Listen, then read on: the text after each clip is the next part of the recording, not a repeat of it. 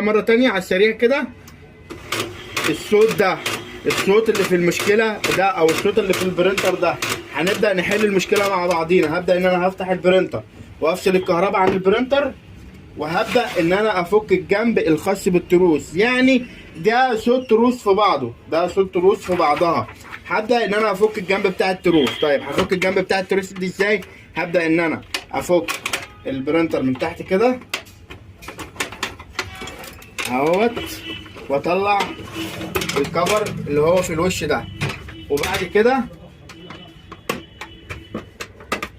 هبدأ ان انا